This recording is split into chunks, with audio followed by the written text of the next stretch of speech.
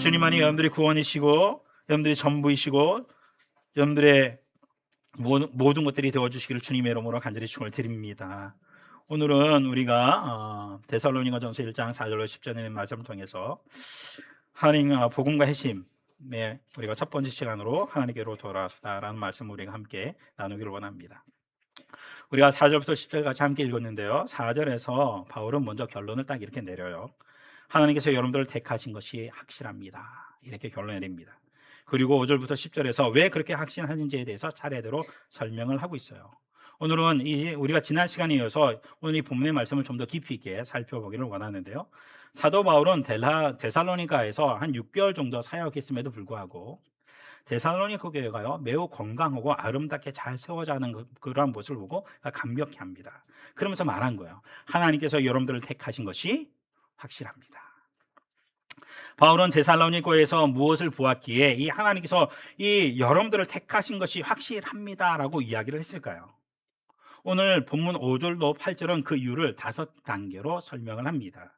먼저 그 내용을 우리가 살펴본 후에 한 절씩 우리가 자세히 살펴보기를 원하는데요, 5절에서는 이렇게 말합니다. 함께 읽어볼게요. 시작. 복음이 여러분에게 이르렀다. 바울은 우리가 복음을 너에게 전했다 이렇게 말하지 않고 우리의 복음이 너희에게 뭐 했다고요? 이르렀다라고 표현해요. 여기서 수동태를 사용하고 있거든요. 이 수동태를 사용한 것은 복음의 주체가 바울 자신이 아니라 누구시다? 하나님이심을 강조하기 위함입니다. 바울은 하나님께서 자신과 동역자들을 사용하셔서 그 데살로니 교회에 복음을 하나님께서 이르게 하셨다 이렇게 말하고 있는 거죠. 그러니까 그 복음의 전파의 주체가 바로 누구시다? 하나님이시다 라고 이야기를 하고 있어요. 그리고 난 다음에 6절에서는 이렇게 말합니다. 여러분이 환난 가운데서 말씀을 뭐 했다고요? 받았다. 여러분이 환난 가운데서 기쁨으로 그 말씀을 뭐 했다고요? 받았다 이렇게 얘기해요. 복음이 이룬 것이 첫 번째 단계라면 그 말씀을 받은 것이 두 번째 단계예요. 그리고 이어서 세 번째 단계가 나오는데요, 우리와 주님을 본받는 사람이 되었습니다 이렇게 얘기합니다. 함께 읽어볼까요? 시작. 우리와 주님을 본받는 사람이 되었습니다. 너희들이 다시 한번 당신들이 우리가 전한 말씀을 뭐하고 받고 그 다음에 우리와 주님을 뭐하는 자? 본받는 자가 되었다라고 얘기하고 있어요. 이게 세 번째 단계. 그리고 네 번째 단계는 7절에서 이렇게 말합니다. 함께 읽어볼게요. 시작. 여러분이 마게도냐와 아가야에 있는 모든 믿는 사람들의 본이 되었습니다. 그리고 마지막 단계에서 이렇게 말해요. 8절에서 함께 봅니다. 시작.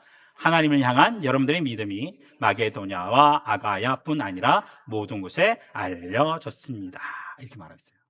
사도 바울은 데살로니 교회에서 일어난 일들을 이렇게 5가지에 걸쳐서 설명해요. 첫 번째로 하나님의 말씀이 이루어졌다. 두 번째는 그 말씀을 뭐 했다? 받았다. 그리고 세 번째는 바울 일행과 주를 본받는 자가 되었다. 그리고 네 번째는 마게도냐와 아가야 사람들에게 본이 되었다.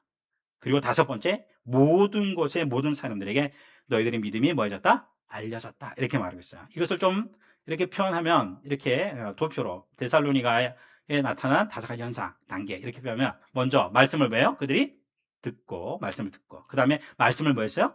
받아들였어요. 그리고 그 다음에 뭐 했어요? 본받았어요. 그리고 본이 되기, 그리고 영향력 끼치기. 여러분, 이렇게 복음을 받아들인 데살로니 교회에게 이러한 놀라운 역사들이 뭐 했다고요? 이러한 변화들이, 이러한 현상들이 나타났다는 거예요.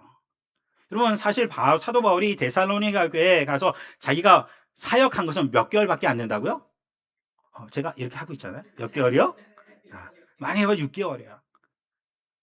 근데 여러 가지 한란과 어려움에 어쩔 수 없이 뭐합니까? 그 데살로니가 교회에서 그가 떠나야 했어요.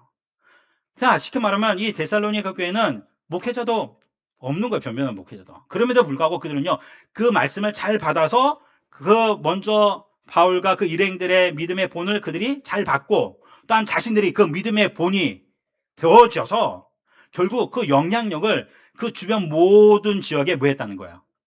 끼쳤다라는 것입니다. 여러분, 이러한 데살로니가의 모습을 보고 바울이 얼마나 감격했을까요? 여러분, 바울이 이 감격하지 않을 수 없었을 것입니다.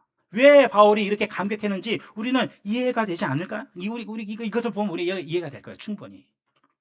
짧은 사역 기간이었지만 데살로니가 성도들은 말씀을 들었고 그 말씀을 받아들였습니다.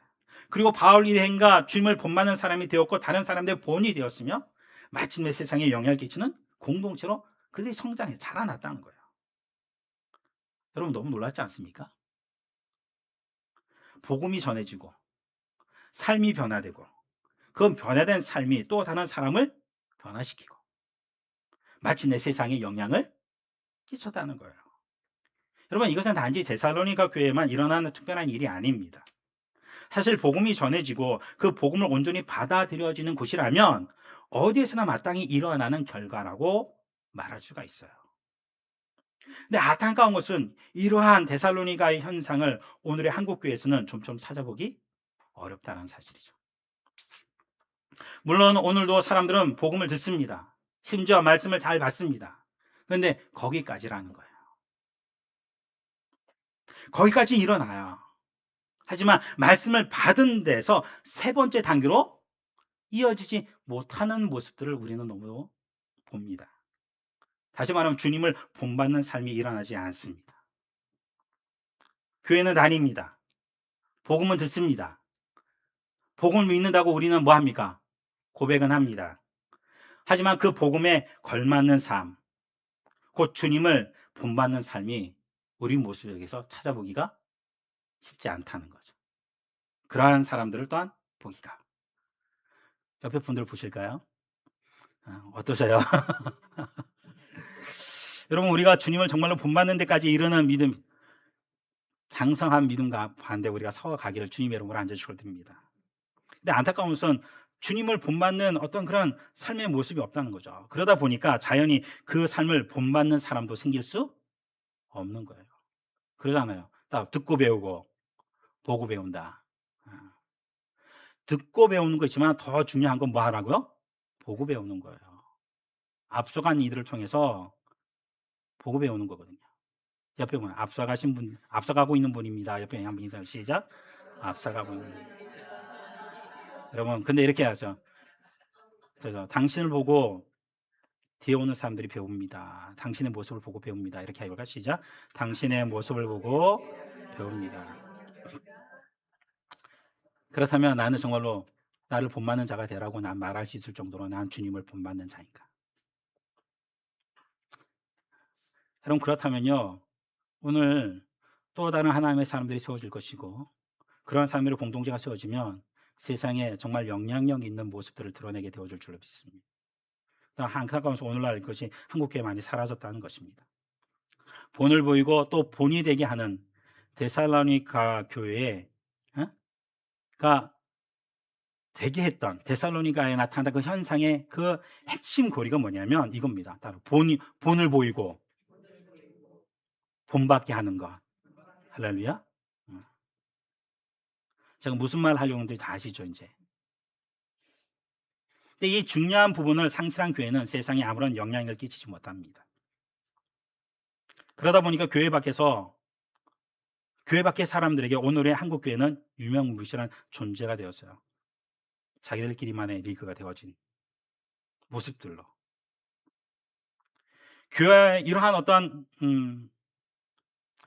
내가 주님을 본받고 내가 본이 되어지겠다라고 하는 어떤 그러한 열심들은 정말 교회 안에서 일부 열심히 있는 그 몇몇의 사람들을 제외하고 나면 나머지 대다수 분들은 교회는 그냥 구원받았다라는 종교적인 확신을 갖고 지친 마음의 위로를 얻기 위해 그냥 모이는 거.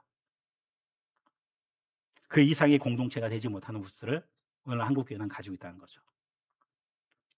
저는 이것이 이런 모습들이 데살로니가에서 나타났던 그런 현상들을 상실한 교회 모습이 아닌가 이런 생각을 해봐요. 여러분 이 5단계 가운데 어디에서 그렇다면 이 고리가 끊어졌을까요? 네? 첫 번째, 두 번째, 세 번째 다시 한번 보여주세요. 띄워주세요. 몇 번째에서 이게 끊어졌다고 생각하세요? 본이 되기 세 번째. 많은 사람분들이 세 번째 단계 곧 주님을 본받는 삶이 사라진 것을 문제라고 생각해요. 그러나 그보다 앞서서 이미 그 고리가 끊어졌다라고 볼 수가 있습니다. 왜냐하면 복음을 전해 듣는 과정에서 문제가 생긴 거예요. 복음을 단지 죄사함을 받고 죽으면 천국 가는 정도로만 복음을 이해하고 받았기 때문에 그렇단 거예요. 여러분, 예수님을 주와 그리스도로 믿는다고 고백하지만 그 믿음이 죽어서 천국 가는 것에만 소망을 두고 머무른다면 그 이후의 삶은 사실 우리의 삶 속에서 나타나지 않는다는 거예요. 여러분, 복음을 듣기는 듣지만 이것은 뭐냐면 부분적으로 일부분만, 한 부분만 뭐 한 거예요? 받아들인 겁니다. 그러니 그 위의 단계가 매우 희미해져 갈 수밖에 없고, 주님을 본받는 삶도, 다른 사람의 본이 되어지는 삶도, 그리고 세상에 영향을 끼치는 데까지 이르지 못하는 거예요.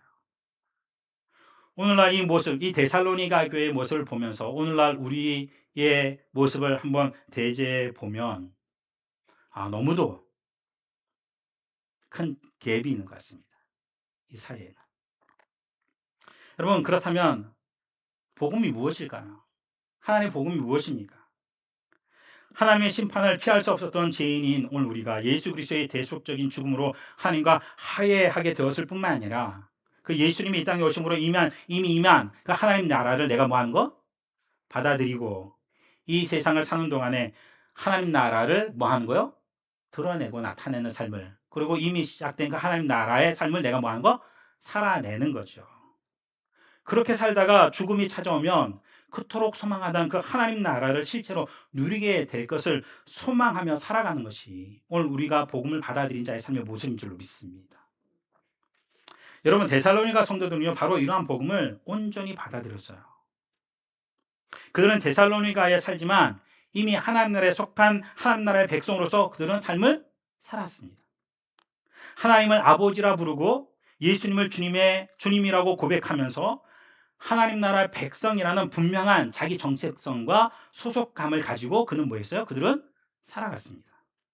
그들은 하나님 나라의 실체를 믿었고 하나님 나라를 추구했으며 하나님 나라를 그들의 삶 속에서 경험하며 그들은 살아갔습니다. 근데 오늘날 우리는요 이 하나님 나라의 현지성을 놓쳐버렸다는 거죠. 단지 죽어서 뭐 하는 거? 하나님 나라는 뭐 해서? 죽어서 가는 곳으로만 생각하는 거예요. 근데 주님 말씀하셨다니까요. 주님이 오심으로 이미 하나님 나라가 뭐 했다고요? 임했다라고 얘기하는 거예요. 그렇다면 나는 나의 모든 삶 속에서 그 하나님의 주권을 내가 인정하면서 내가 삶을 살아가고 있는가 하는 거예요. 나의 모든 삶 속에서 나의 환경과 상황과 문제 속에서 하나님의 뜻과 의도, 의정과 목적하신 무엇인지를 내가 묻고 그 뜻하심을 따라 나의 삶을 조정하며 내가 나의 삶을 이끌어 가는가. 여러분, 우리가 하나님의 살아계심을, 하나님 나라를 체험하고 경험할 수 있는 것은 다른 건 아닙니다. 우리가 주님의 말씀을 주자, 우리가 그 말씀을 주자 순종하며 나아갈 때에 우리는 이 땅에 이미 시작된 하나님 나라의 놀라신 역사를 우리는 경험하게 되어줄 줄로 믿습니다. 복음을 단지 제사함을 받고 죽으면 천국에 간다라는 정도로만 이해하다 보니까 하나님 나라를 죽어서 가는 정도로만 생각하는 거예요. 근데 말한다니까요. 이미 하나님 나라가 뭐 했다고요? 우리 가운데 임했다.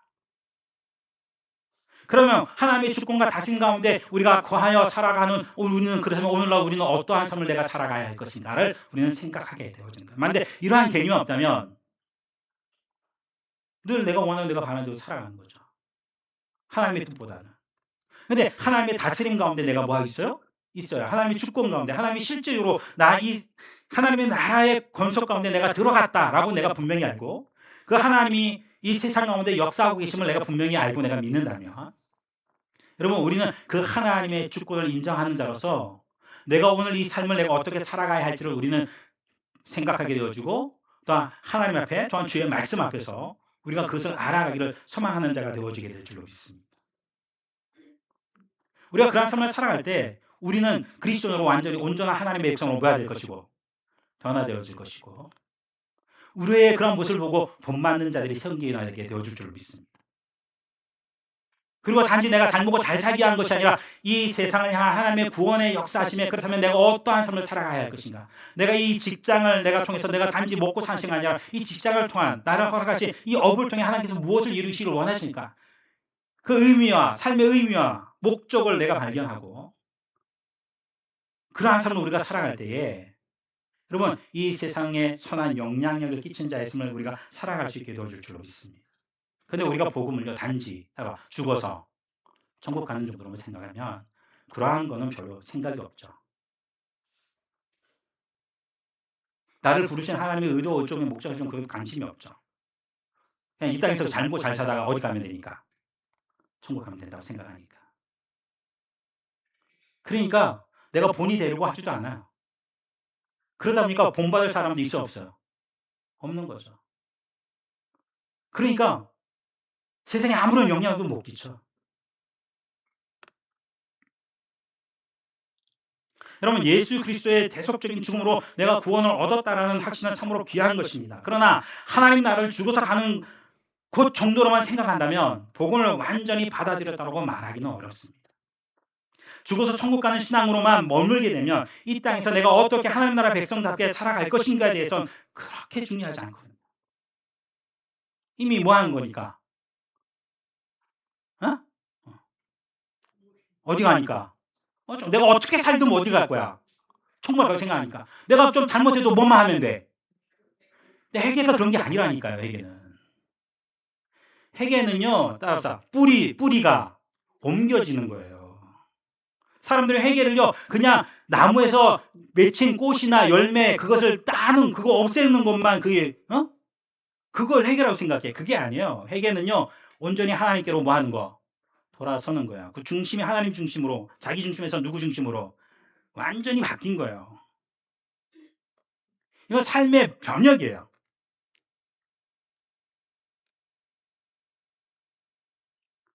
지구가 중심으로 모든 세상이 돈다고 했다가 여러분 이게 아니구나. 태양을 통해 태양을 중심으로 지구가 뭐 한다고요? 이게 세계관의 엄청난 변혁을 일으킨 거예요. 모든 세상이 내 중심으로 돌아간다고 생각하는 것이 아니라 이제 거기에서 누구 중심으로?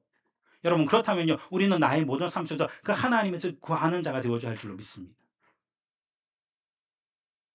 그리고 그 하나님이 어떠한 분인가를 나는 알아야 되고 또한 내 삶 속에서 내가 힘들고 어려운 상황 속에서 내 문제가 풀리지 않을 때 단지 원망하고 한탄한 것이 아니라 그 속에서 하나님께서 나를 통해 무엇을 하기를 원하신지를 우리가 묻는 자리로 나아가는 자가 되어져야 해요.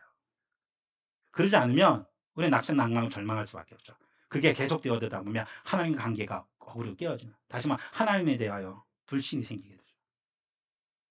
그러나 이 복음의 진리를 분명히 알고 그 하나님이 살아계심을 분명히 안다면, 그 하나님 다스림 가운데 있음을 내가 분명히 믿는다면, 여러분 그 속에서 하나님의 뜻을 구하여 우리가 나아가는 자가 되어줄 줄로 믿습니다. 그리고 우리는 거기서 넉넉히 이기는 자의 삶을 살아가는 거예요. 이 엄청난 삶의 변화의 모습입니다. 근데 우리가 단지 복음을 제사 먹고 죽어서 뭐 한 거, 이론적으로만 생각하니까 하나님의 뜻은 별로 안 나오는 거죠. 나를 향한 하나님의 부르심의 소명이 무엇인지에 대해서는 전혀 관심이 없는 거예요.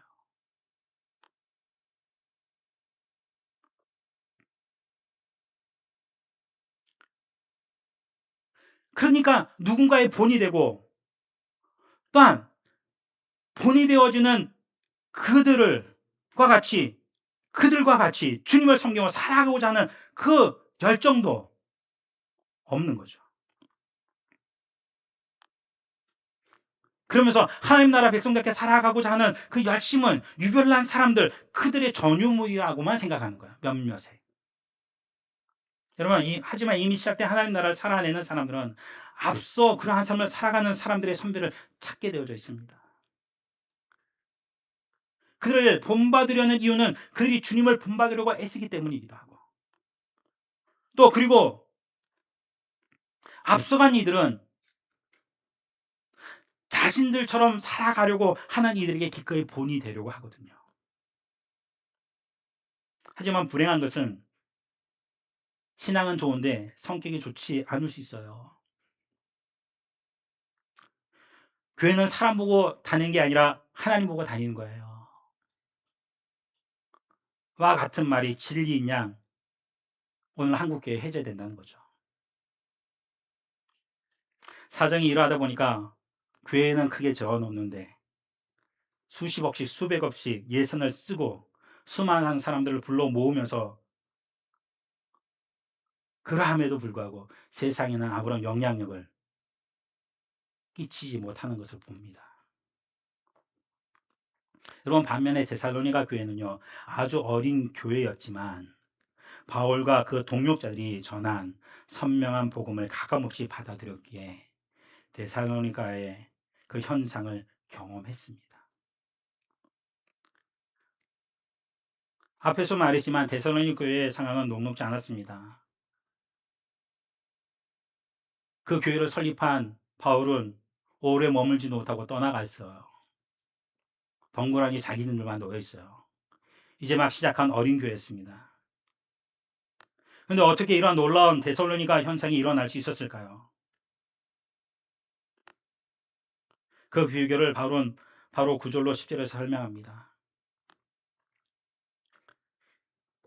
보니까 주변 사람들은요, 데살로니가 교회에 대해서 이야기하고 다녔어요. 주변 사람들이. 그 데살로니가 교회가 따로 자신들을 풍부할 일이 필요가 없었어요. 데살로니가 공동체를 지켜보던 주변 사람들이 알아서 이야기하고 다녔다니까요.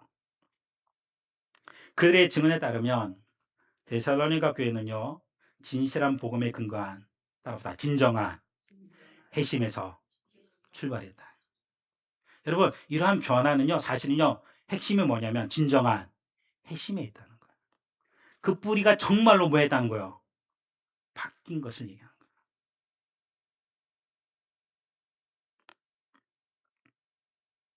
그렇게 핵심한 데살로니가 교회에서 나타난 그 모습의 첫 번째가 뭐냐면 이겁니다. 우상을 버리고 하나님께로 돌아오는 것. 할렐루야. 구절을 함께 읽어볼까요? 시작. 너희가 어떻게 우상을 버리고 하나님께로 돌아와. 온전한 핵심은 뭐냐면 우상으로부터 뭐 한 거야? 누구에게로? 하나님께로 돌아서는 것을 얘기하는 것입니다. 돌아선다는 단어는 히브리어로 슈브인데 주로 하나님이 내게로 돌아와라, 우상에게서 내게로 모아라, 돌아오라 말씀하실 때 사용했던 단어예요. 이것은 사도 바울의 고백에서도 잘 나타나는데요. 함께 읽어볼게요. 시작. 그 눈을 뜨게 하여 어둠에서 빛으로 사단의 권세에서 하나님께로 돌아오게 하고 제3가 나를 믿어 거룩하게 된 무리 가운데서 기업을 얻게 하리라 하더이다. 사도행전 26장 18절에 나오는 말씀인데요. 여기 보면 사도 바울이 이렇게 말합니다. 어둠에서 빛으로 사단의 세력에서 하나님께로 돌아오는 것이 뭐라고요? 핵심이다 라고 얘기하고 있습니다.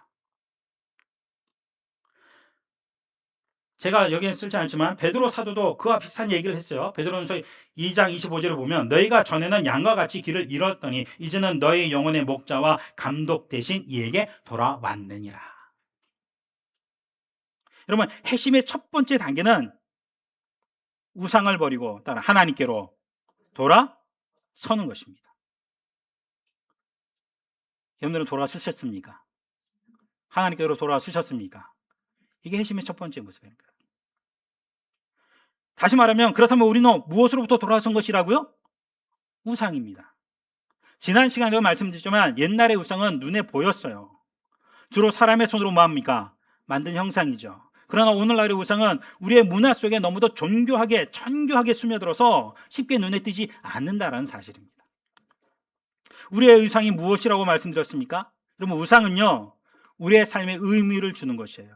다시 말하면 하나님 말고 하나님 아닌 다른 것이 나의 삶에 의미를 주는 것, 그게 우상이에요. 하나님 아닌 다른 것이 따로 나를 움직이게 하는 것, 그게 우상입니다. 하나님이 아닌 다른 것이 나를 뭐 하는 것? 지배하고 있는 것, 그게 우상이에요. 하나님이 아닌 다른 것이 나의 삶과 가치와 생각을 통제하며 나를 끌고 가고 있다면 그것이 우상입니다. 눈에 보이는 것, 눈에 보이는 과거의 우상은 도끼로 그냥 찍어버리면 됐어요. 그러나 눈에 보이지 아니하는 현대 우상은 실제를 파악하기도 어렵고 제거하기는 더욱더 어렵습니다. 제 아버님이요, 50대에 다니던 직장을 관두시고 이직하게 되어졌어요. 그때 두 군데가 났습니다. 원주 한 곳은 인천. 근데 조건은 원주가 훨씬 좋았어요. 인천보다. 근데 저희 어머님이 기도하셨어요. 두 군데 놓고. 근데 감동이 뭐냐면 원주가 아니라 인천이신 거예요. 그런데 저희 아버님은 조건이나 이런 거 보면서 어디가 더 좋아? 왜? 자녀 셋도 키워야 되는데. 지금 월급도 어디가 더 많이 줘요? 원주가 더 많이 줘요. 직급도 원주가 더 지금 높아요. 인천에 가면 그냥 다시 평지으로 들어가야 돼. 근데 여기 가면 공장장으로 가는 거예요. 어떻게 해야 할까요? 어떻게 해야 할까요? 생각하고 따질 게 있어 없어요? 당연히 가야죠. 근데 어려운 건 전혀 아무리 아니었어요. 여기선 그걸로 끝났지만 인천으로 하면 하나님이 마지막까지 책임져 주신다 하는 그런 감동을 주셨다는 거예요. 어떻게 했을까요? 돈 쫓아갔을까요? 그러니까 원전 돈 쫓아가는 거예요, 쉽게 말하면. 그러니까 인천은 하나님의 뜻이에요.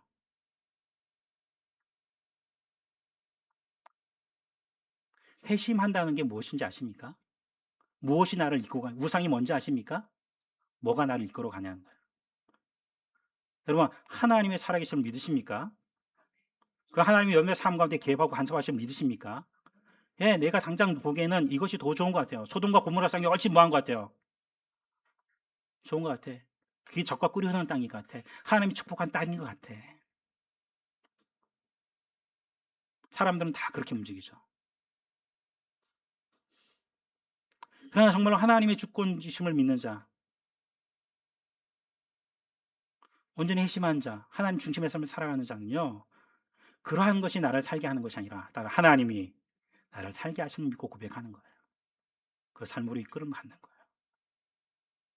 저희 아버님이 그 직장에 가셔서요, 퇴직을 정년퇴 2번 하셨어요. 퇴직하시고도 계속 다니셨어요. 본인이 뭐 할 때까지, 힘들어, 자기가 그만두시고 하실 때까지. 저는 그래서 하나님의 살아계심을 저는 저희 아버님을 통해서, 저희 부모님을 통해서 분명히 봅니다. 무엇이 나를 이끌어가고 있는가? 여러분들을 끌고 가는 것이 무엇입니까? 성공입니까? 돈입니까? 쾌락입니까? 명예입니까?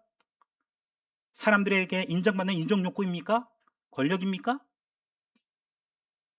이러한 것들이 우리의 눈과 귀를 빼앗고 있다는 거죠.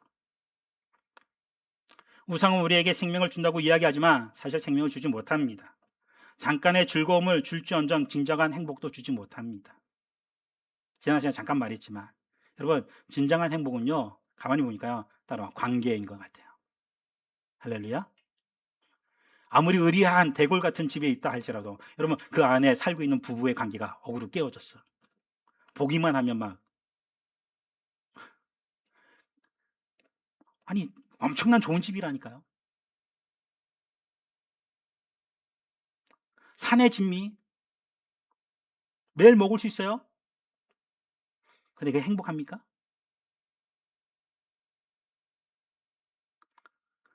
세상은, 사단은 그러한 것들이 우리에게 행복을 준다고 말하죠. 그렇지 않다니까요. 우리가 그리스도 안에 있을 때 우리가 온전한 관계의 회복을 누리게 되어줄 줄로 믿습니다. 하나님과의 관계, 내 자신과의 관계, 이웃과의 관계, 세상과의 관계가 균형을 이루시게 되어지는 거예요. 왜냐하면 그 안에서 하나님의 뜻과 의도, 우정과 목적하심을 내가 발견하기 때문에 그렇고, 나를 향하신 하나님의 부르심의 소명이 무엇인지 알고 내가 무엇은 삶을 살아가야 할지를 알기 때문에 그 안에서 관계를 회복하는 거예요. 근데 우상은 자꾸 말하죠. 너가 정말 중요해. 너 자신을 추구하라. 네가 최고야.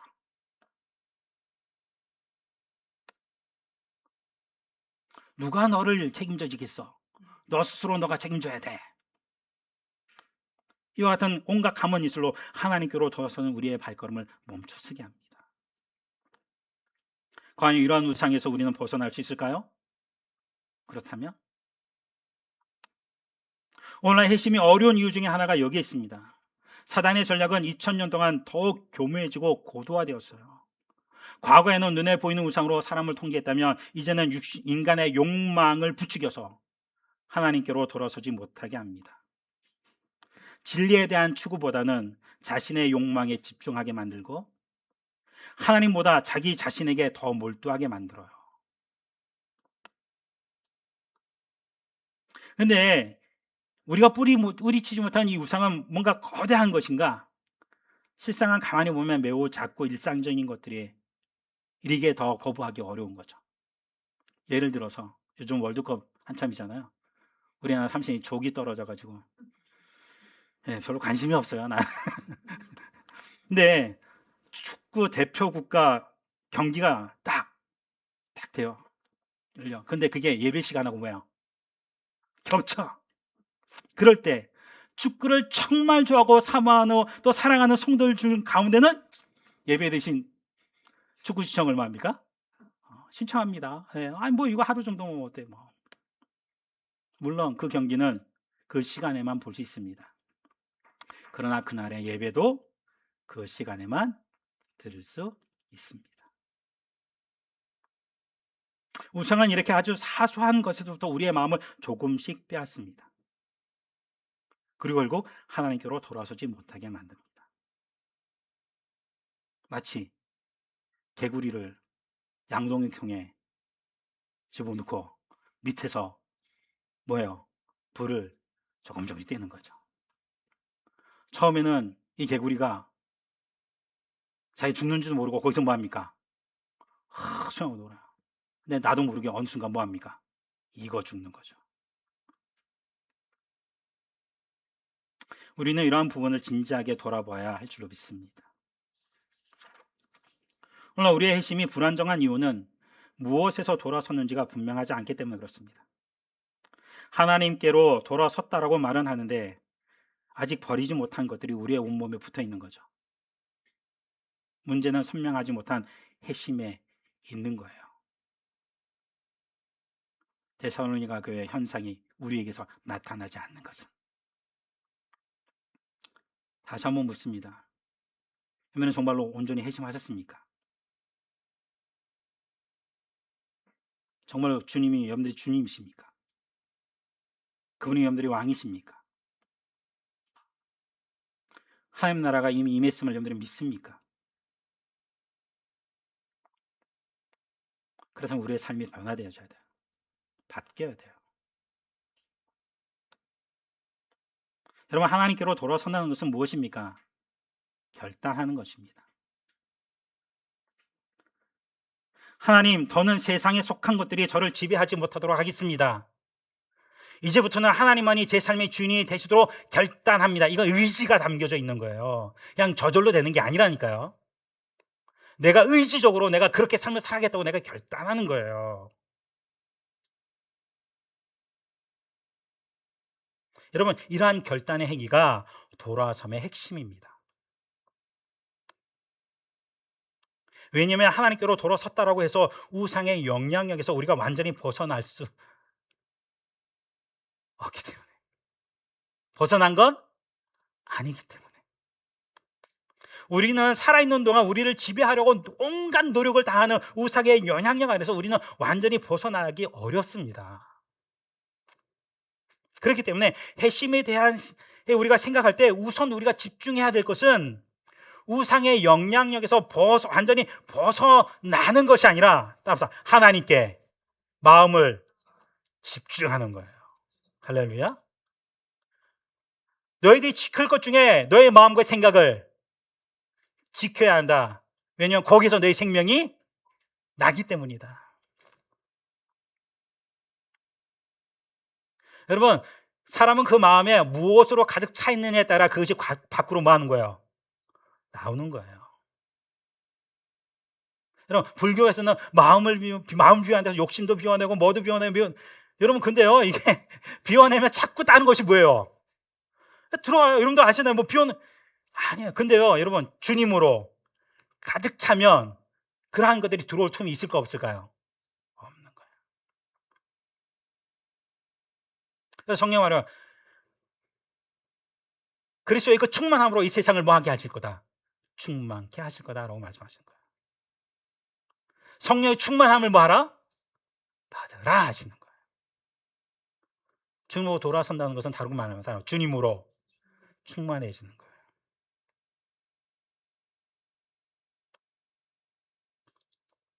그러기 위해서는요, 우리의 마음을 누구에게? 하나님께 집중하는 것입니다. 코라면 돼요. 하나님 앞에 서는 거예요. 하나님께 집중하면서 우상에게서 돌아서겠다고 결단한 것입니다. 여러분, 이 첫 번째 결단이 그러므로 무엇보다도 중요합니다. 여러분, 우리가 돌아서서 바라보는 누구십니까? 바로 살아계시고 참되신 하나님이십니다. 그 하나님을 따르면 생명을 얻고 진리에 더 가까이 가게 되어줄 줄로 믿습니다. 여러분, 그 하나님은 우리의 아버지가 되셔요. 여러분들의 아버지가 되신다니까요.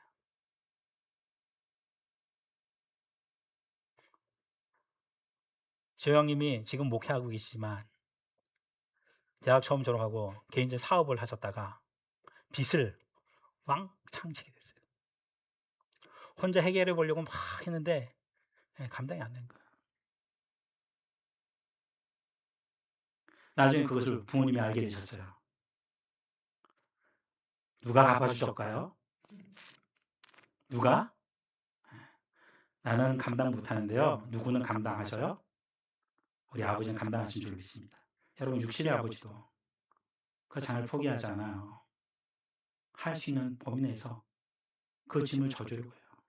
주님 말씀하십니다. 수고하고 무거운 짐진 자들아, 다 내게로 오라. 내가 너희를 쉬게 하리라. 그 하나님께 돌아서야 돼. 우리가 그분께로 돌아서고 우리가 그분을 따르면 우리는 생명을 얻게 되고 진리에 더 가까워지게 될 줄로 믿습니다. 죽음과 거짓에서 돌아서 생명과 진리로 향했다고 결단하는 것이 바로 회심입니다. 진지하게 하나님 앞에서 결단하지 않으면 우리는 여전히 죽은 우상과 살아계신 하나님 사이를 오락가락하는 삶에서 벗어나지 못할 것입니다. 여러분, 이 모든 결단이 가능한 근거가 무엇입니까? 그건 바로 데살로니가 교회인들이 우상에서 돌이킬 수 있었던 이유도 복음이신 예수 그리스도가 대속적 중으로 하나님께로 돌아갈 수 있는, 돌이킬 수 있는 길을 여셨기 때문인 줄로 믿습니다. 그래서 오늘 우리도 하나님께로 돌아갈 수 있는 겁니다. 오늘은 복음을 받아들인 사람들에게 나타난 변화와 그 회심의 첫 단계, 우상으로부터 하나님께 돌아섬에 대해서 말씀을 나눴습니다. 사랑하는 성도 여러분, 데살로니가 교회에 나타난 이 놀라운 변화는 결코 우연히 일어난 것이 아닙니다. 그들은 복음을 온전히 받아들였습니다. 그 결과 그들 가운데 진정한 회심이 일어났습니다. 그 회심은 우상을 버리고 하나님께로 돌아서는 결단으로 나타났어요. 저는 우리 더함교회와 또 이곳 함께하는 원주 제일감리교회 국내 성령팀 여러분들이 이러한 데살로니가 현상이 여러분들의 삶 가운데 일어나기를 주님의 이름으로 간절히 축원을 드립니다. 우리도 복음을 부분적으로 받아들이는데 머물지 않고 복음을 온전히 받아들이며 하나님 나라를 살아내는 믿음의 공동체가 되어지기를 간절히 소망합니다.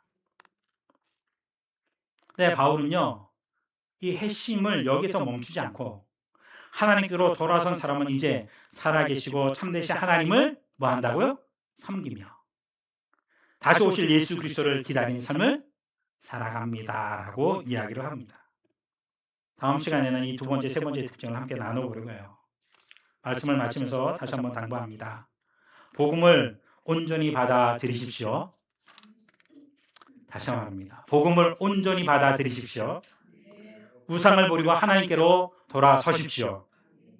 여러분, 그럴 때 우리에게 데살로니가의 현상이 다시 일어나게 될 줄로 믿습니다.